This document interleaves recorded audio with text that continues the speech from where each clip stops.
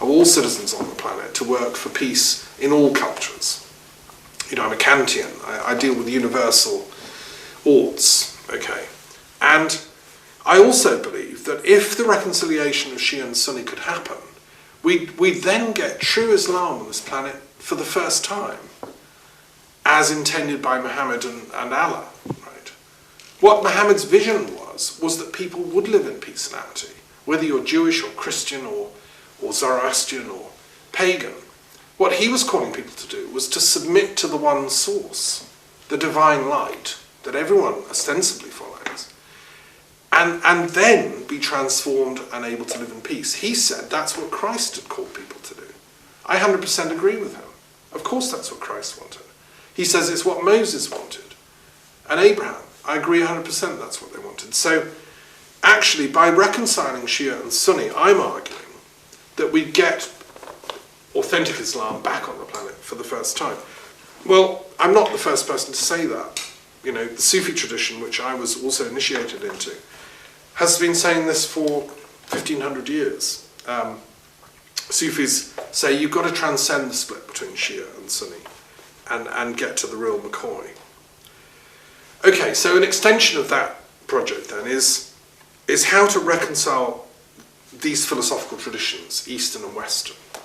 If we're going to have a planetary enlightenment, if Iran is going to become a most honoured nation among all the nations on the planet, which is what I think the project is here, each nation has to be seen as contributing to the work of planetary enlightenment, okay, in its own way.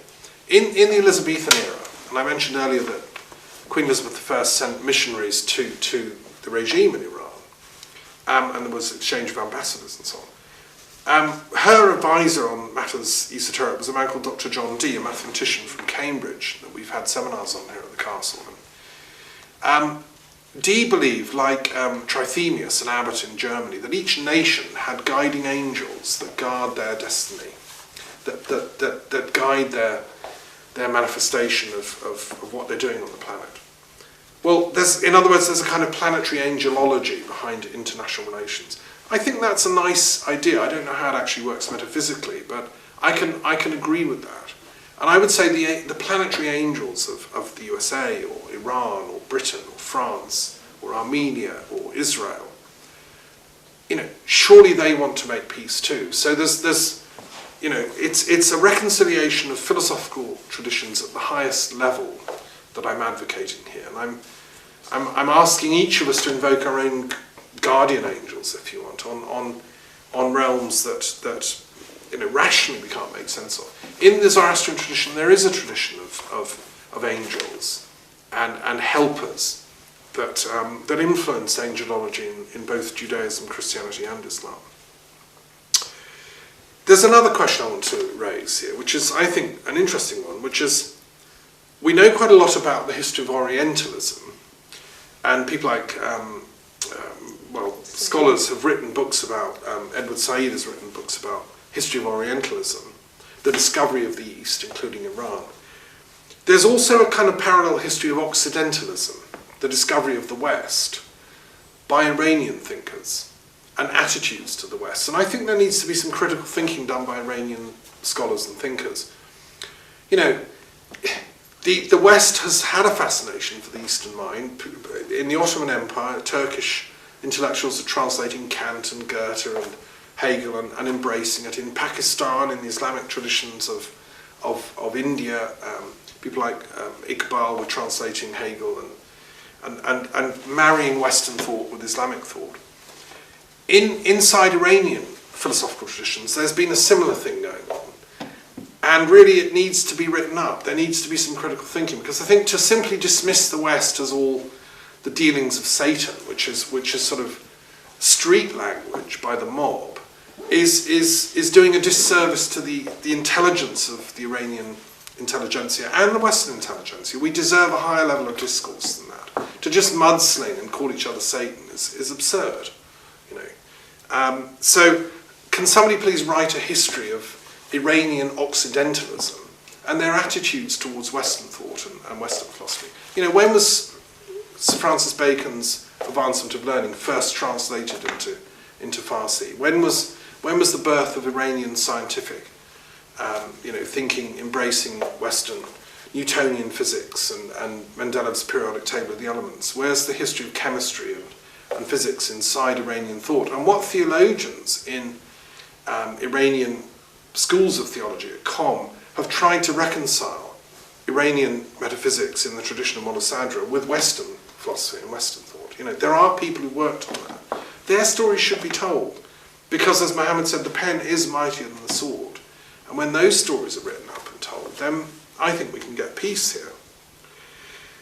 I also want to talk about Judaism and its Iranian influences. Now, Shaheen talked about how Cyrus helped liberate the captives of Israel to go back to rebuild the temple in Jerusalem. This is such an important moment in history, and the Iranian imperial project of Cyrus and Darius and so on, it did have a noble aim, which was kind of world peace in effect. Just as Alexander the Great kind of inherited that mission, and she rightly said he encouraged a marriage between Iranian and Greek thought. The project of Israel, the project of Judaism, fits somewhere into that project. And there are certain historical facts which everybody ought to realise, which is that the Bible, what Christians call the Old Testament, was partly written up and collated in exile with the help of Zoroastrian scholars who were like peering over the shoulder of scribes from Israel. And the square script that we now use in classical Hebrew was probably first devised under the exile when under Persian influence. And there are many clues that some of the biblical texts were strongly influenced by Zoroastrian influence. The names of Persian kings occur in several of the books, in the book of Daniel and so on. There are specific chronological things that can be traced to Esther and so on. But even in the books of Genesis and Exodus, there are Zoroastrian influences there, particularly in Genesis, in the story of the myth of the fall from the Garden of Eden and the role of the devil. And the influence. Now, it's very interesting what Shaheen was saying earlier about it. There was a misreading and a false concept of the devil created as an equal partner to God, and that God and the devil were locked in this eternal struggle. Because that dualism underlies the Garden of Eden myth. Milton writes in his Paradise Lost, the Puritans had that concept, and that was the time of the witch burnings, when the witches were regarded as devil worshippers and so on. This is a big issue in the history of the European psyche and globally. And Freud wrote about the image of the devil in literature. He was a great fan of Goethe and Faust and so on. So the story, the narrative that we're working with is like crumbling fragments from some ancient truth that actually is a very different story. And I think it's a job of philosophers to try and piece together what the real story is. Now, the story that we have, the narrative in Genesis, and it's also in the Quran, and it's in Christian theology, is that there's a good God, probably called Yahweh or Allah, who creates everything. But somehow there's a devil figure gets created along with it. Probably a senior angel, that's how the story goes, called either Satan or Lucifer or Iblis, depending on which script you're reading. And this devil figure rebels against God. Now, the reasons for that are given variously. One version is that when God creates man, Adam, little puny creature at first, that particular angel, who was the second in command in heaven, got jealous because God was giving an awful lot of attention and love to his new creation of Adam and Eve. And the devil therefore got jealous. And so really what we're dealing with, as Freud would have said, is kind of sibling rivalry story, which, as every parent knows, is a fundamental factor in human psychology. Every family has sibling rivalry issues. It seems to be part of the biological equipment that human families are born with, which is a great sad thing. We have to grow up out of it. And a mature family, a loving family, grows out of it. Parents deal with it by showing their children that they love them equally. Differently, but equally. somehow, the father image of God isn't playing fair. And so the devil gets very grumpy and decides to undermine mankind. Whispering in the ear, the serpent tempts Eve, and mankind has been thrown out of paradise, and we're in the fallen state ever since. Now that's the grand narrative of history that Judeo-Christian Islamic thought operates under. The end story, the end bit of the story, differs according to which script you're reading, right? And there is a Zoroastrian version of this, which Shaheen didn't go into, but I've studied this matter for some time. So the Zoroastrian version is very interesting and is at the root of the three monotheistic narratives about the devil. So let me just rehearse that briefly for those that don't know. The Zoroastrians say the following, that yes, there is a good God who created not just this planet, but the entire cosmos and universe and everything. Ahura Mazda, the source of cosmic intelligence. He creates the Big Bang or the many Big Bangs. It's the thinking energy behind all existence, right? And at some point, and the Zoroastrian sources that I've been able to find are silent, there is no explanation. At some point, a counterforce arises, which maybe we want to explain it in terms of physics as entropy.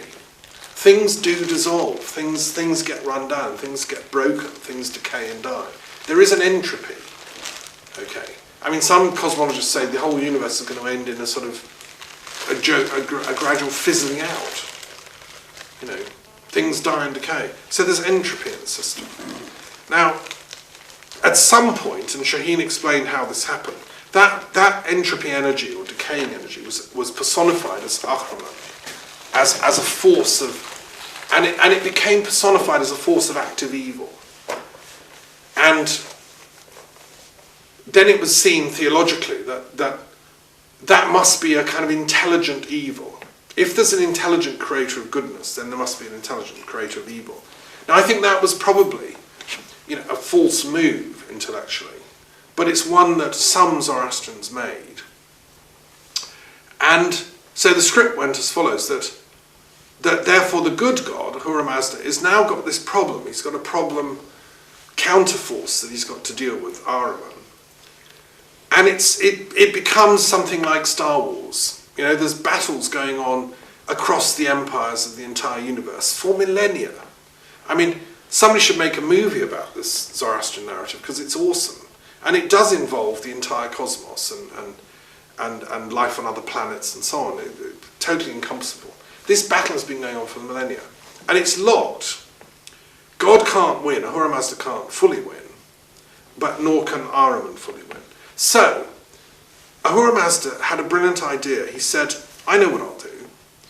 I'm going to create a new planet called planet Earth, and I'm going to create there a special creation called mankind.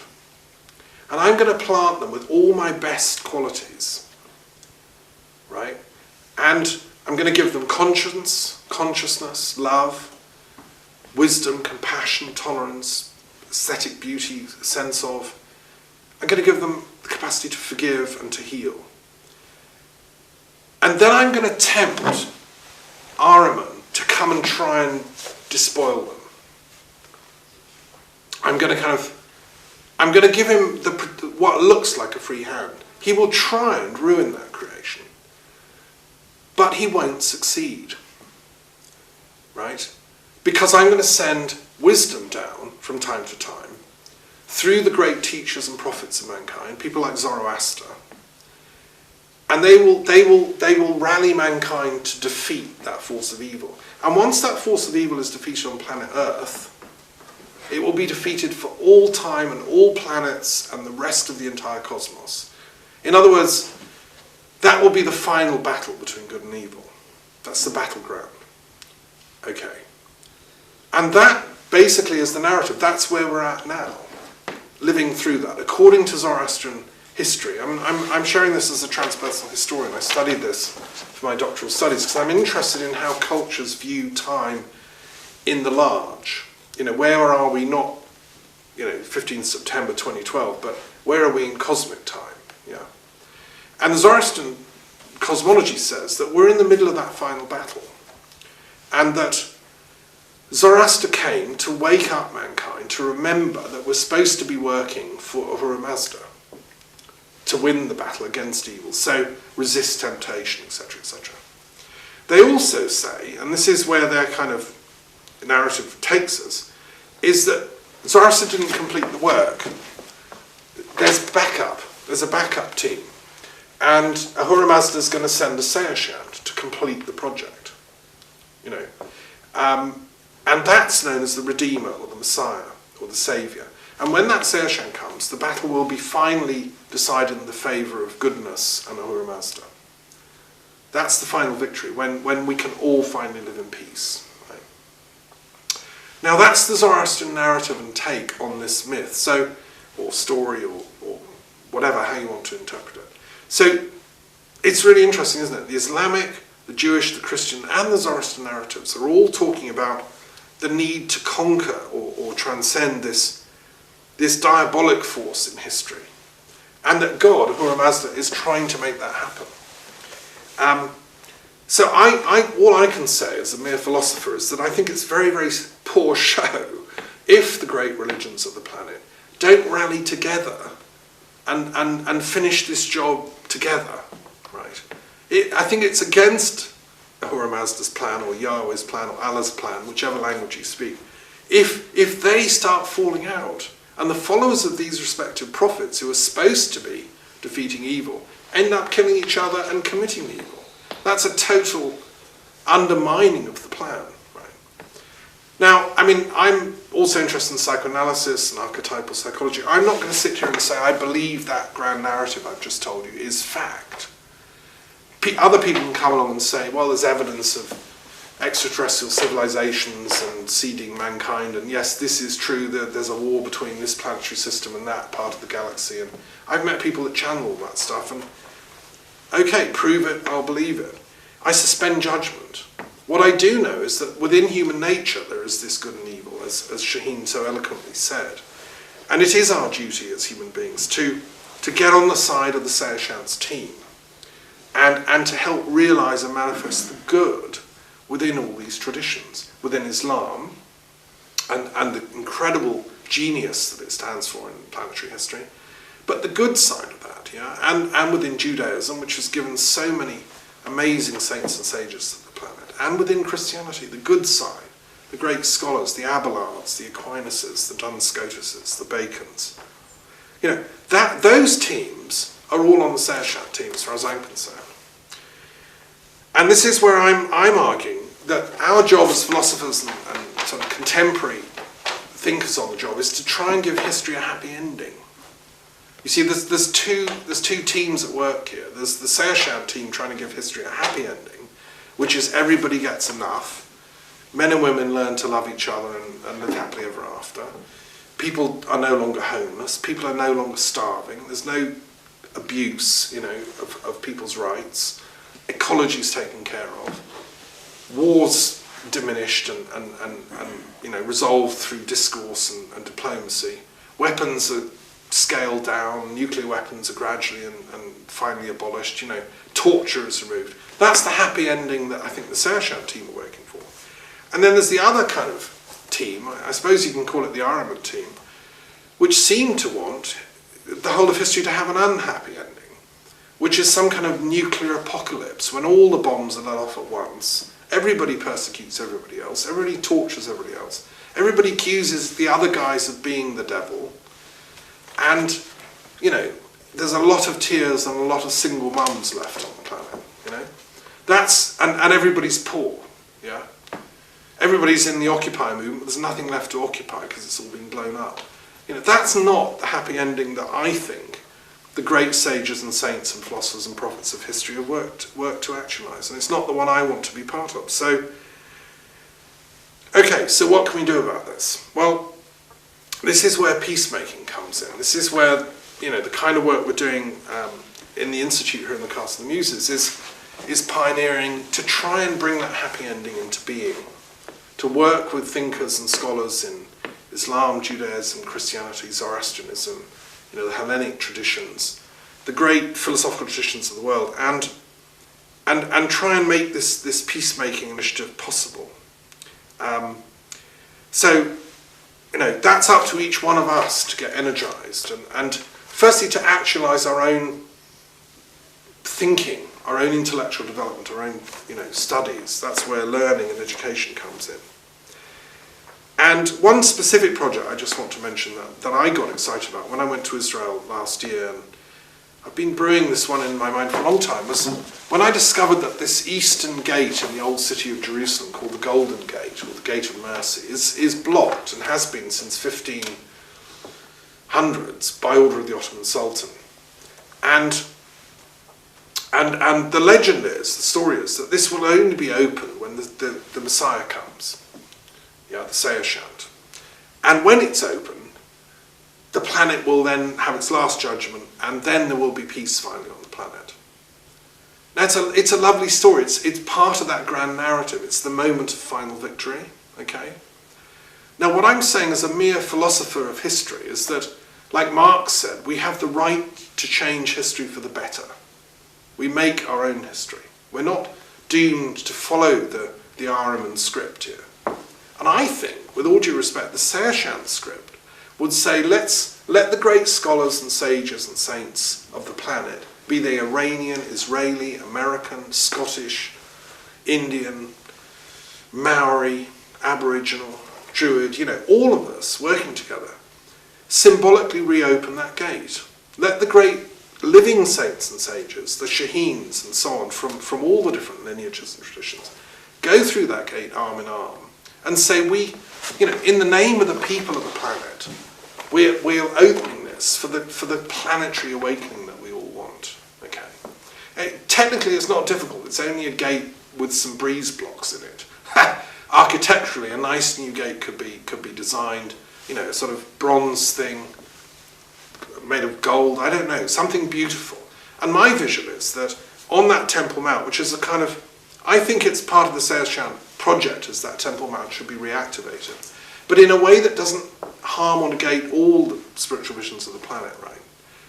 The people that live in that area, both Palestinians and Israelis, Christians, Jews and Muslims, if that Temple Mount had a peace tent on it, which was a place of pilgrimage for every Christian, Jew, Muslim, Zoroastrian, Druid, pagan, whoever from the planet who would take an oath of peace and non-violence to get in, a place where they could sit, they could have refreshments, they could meditate, they could talk to pilgrims from all over the planet, Isn't that what this project is about? I mean, many people say, no, there should be a third temple built up there.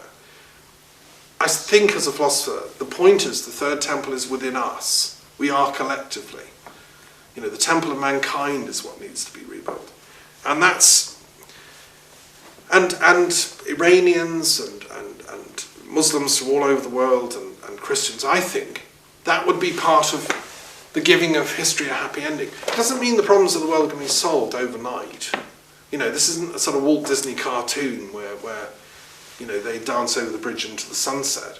There's still going to be floods and famines and natural disasters and meteorites and ignorance and bullying, and kids are still going to have tantrums and get angry, and adolescents are still going to sit in their rooms and not listen to adults. The problems aren't going to be solved, but at least we'll have a place and a path and a journey and a sign.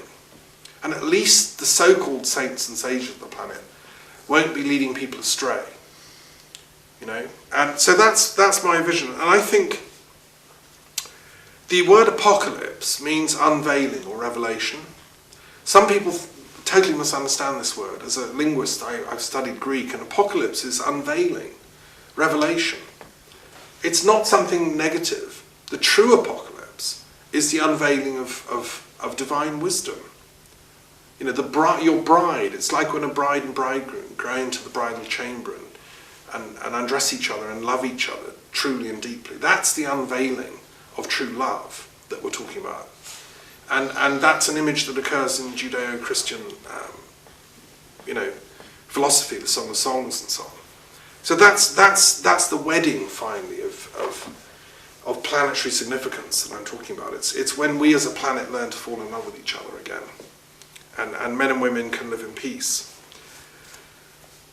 And I think Zoroastrianism, and I'm so delighted that Shaheen's been here today, because Zoroastrianism is such an important part of that story. You know, what we're trying to do here in the Cast and the Muses is